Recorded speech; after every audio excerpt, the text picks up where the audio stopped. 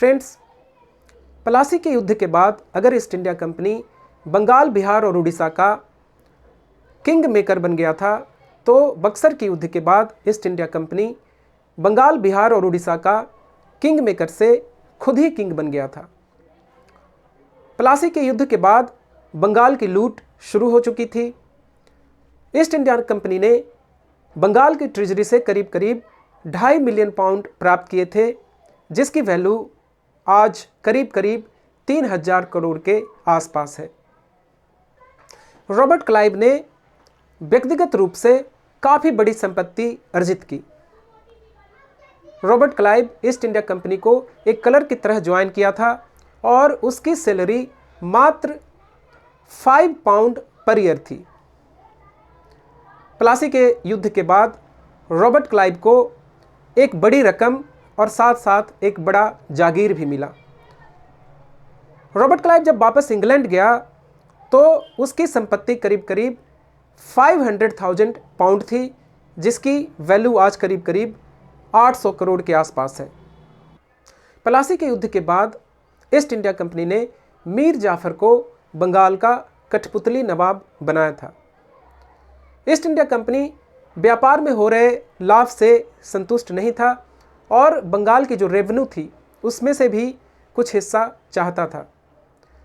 Mir Jafar East India Company की demand को पूरा नहीं कर पा रहा था और इस कारण से ईस्ट इंडिया कंपनी ने 1760 में मीर जाफर को हटा करके मीर कासिम को बंगाल का नवाब बनाया।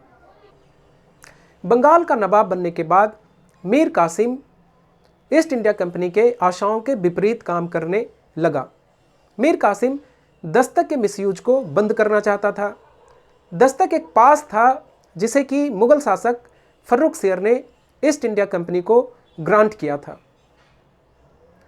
दस्तक के तहत ईस्ट इंडिया कंपनी को बंगाल में ट्रेड करने के लिए कोई कर नहीं देना पड़ता था, जबकि दूसरे भारतीय व्यापारियों को यह कर चुकाना पड़ता था। मीर कासिम ने भारतीय व्यापारियों को भी इस कर से मुक्त कर दिया। मीर कासिम ने बंगाल के रेवेन्यू में से कोई भी हिस्सा ईस्ट इंडिया कंपनी को देने से मना कर दिया। इसके अलावा मीर कासिम ने बंगाल की राजधानी मुर्शिदाबाद से शिफ्ट करके मुंगेर कर दिया, जहां पर कि अंग्रेजों की प्रेजेंस कम थी। मीर कासिम का इन इनिशिएटिव्स से ईस्ट इंडिया कंपनी संतुष्ट नहीं था और दोनों के बीच युद्ध अवश्यंभावी हो गया। युद्ध में मीर कासिम की हार हुई और मीर कासिम को युद्ध से भागना पड़ा। मीर कासिम, अवध का नवाब शुजा-उद-दौला और मुगल सम्राट शाह आलम द्वितीय ने एक संयुक्त सेना बनाई। इस संयुक्त सेना और ईस्ट इंडिया कंपनी के बीच 1764 में बक्सर का युद्ध हुआ, जिसमें कि ईस्ट इंडिया कंपनी ने जीत हासिल की। इस जीत के बाद इलाहाबाद की संधि किया गया, जिसके तहत शाह आलम ने बंगाल का दीवानी राइट्स ईस्ट इंडिया कंपनी को दे दिया। 1765 ईस्वी से 1772 ईस्वी तक ऐसा सिस्टम चला जिसमें कि रेवेन्यू कलेक्शन का अधिकार तो ईस्ट इंडिया कंपनी के पास था, लेकिन प्रशासन चलाने का अधिकार नवाब के पास था। इसे डायरकी के नाम से जाना जाता है। 1772 ईस्वी में वॉरेन हेस्टिंग्स ने डायरकी सिस्टम को समाप्त कर दिया और रेवेन्यू कलेक्शन और एडमिनिस्ट्रेशन दोनों अधिकार ईस्ट इंडिया कंपनी के पास आ गए।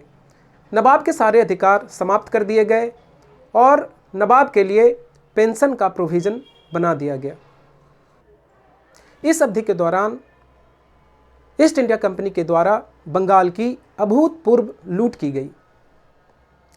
बंगाल के रेवेन्यू का एक बड़े हिस्से को ईस्ट इंडिया कंपनी को ट्रांसफ़र कर दिया गया। लैंड रेवेन्यू को बढ़ा करके प्रोड्यूस का करीब करीब 50% कर दिया गया। किसानों को व्यावसायिक फसलें जैसे कि इंडिगो, ओपियम प्रोड्यूस करने के लिए मजबूर किया गया। बंगाल, जो उस समय का भारतवर्ष का सबसे रिचेस्ट सूबा था, उसकी इकोनॉमी को तबाह कर दी गई। जहां बंगाल की पैसे से इंग्लैंड के इंडस्ट्रियल रिवॉल्यूशन को फाइनेंस किया गया, वहीं बंगाल में 1771 में एक भयंकर अकाल आई जिसमें कि बंगाल का करीब करीब 1/3 पॉपुलेशन की डेथ हो गई।